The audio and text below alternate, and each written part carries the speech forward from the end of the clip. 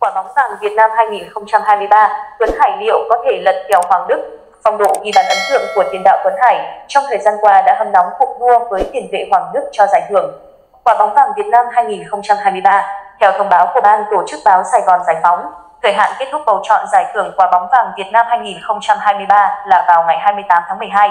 Khoảng thời gian 20 ngày còn lại sẽ là cơ hội cuối cùng để các cầu thủ đua nước rút bằng những màn trình diễn trên sân cỏ nhằm thay đổi thứ tự lựa chọn trên những phiếu bầu của các nhà chuyên môn thể thao.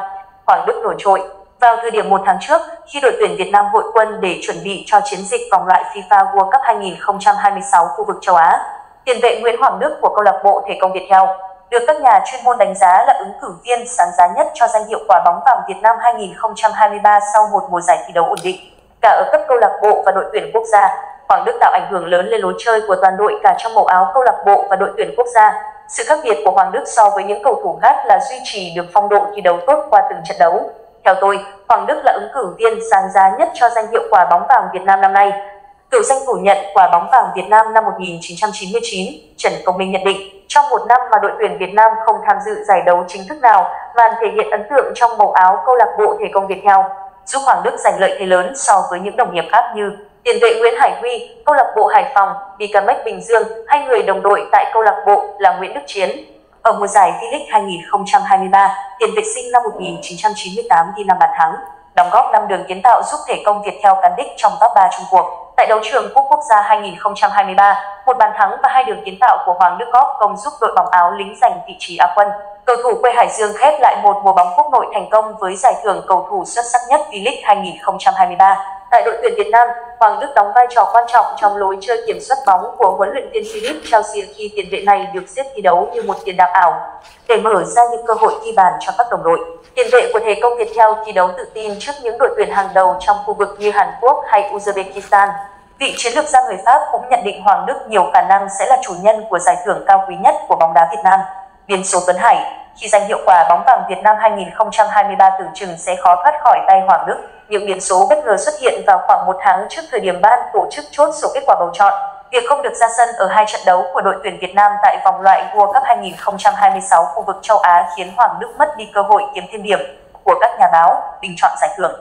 Đúng vào thời điểm này, tiền đạo Phạm Tuấn Hải của Hà Nội FC đạt điểm rơi phong độ khi liên tục gia tăng thành tích ghi bàn để trở thành đối thủ nặng ký của Hoàng Đức trong cuộc đua giành Quả bóng vàng Việt Nam 2023. Tại cúp C1 châu Á AFC Champions League 2023-2024, tiền đạo sinh năm 1998 ghi tới 4 bàn thắng, thành tích tốt nhất của một cầu thủ Việt Nam tại đấu trường châu lục, bằng với thành tích của tiền đạo Anh Đức năm 2016. Gần nhất là pha lập công trên chấm phạt đền giúp đội bóng thủ đô quật ngã đương kim vô địch châu Á là Urawa Reds ở lượt trận cuối vòng bảng.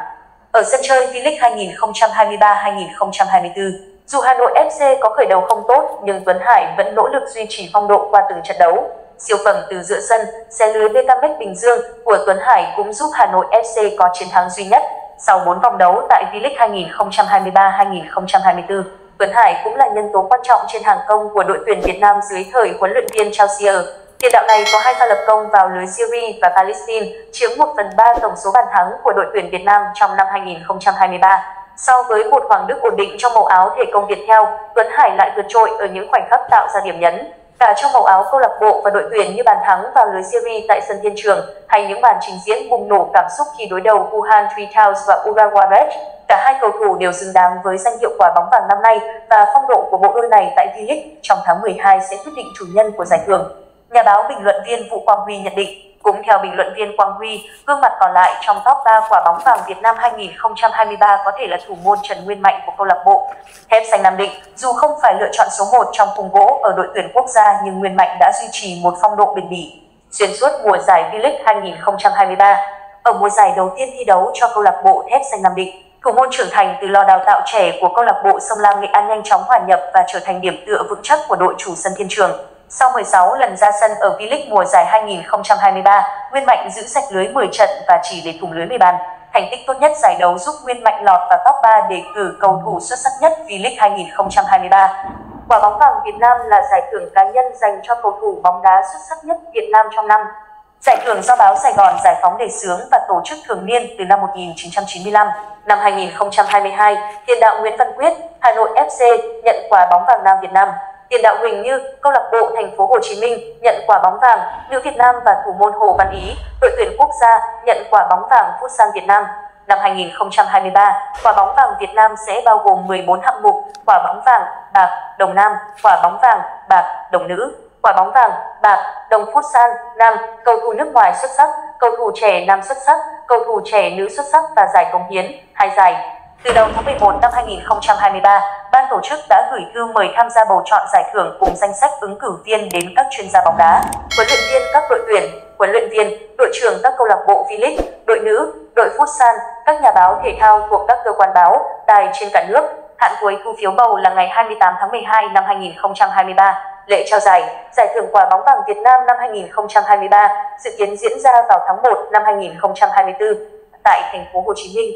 Cảm ơn các bạn đã xem hết tin. Chúc các bạn một ngày vui vẻ hạnh phúc. Đừng quên đăng ký kênh để cập nhật những thông tin mới nhất. Xin chào và hẹn gặp lại.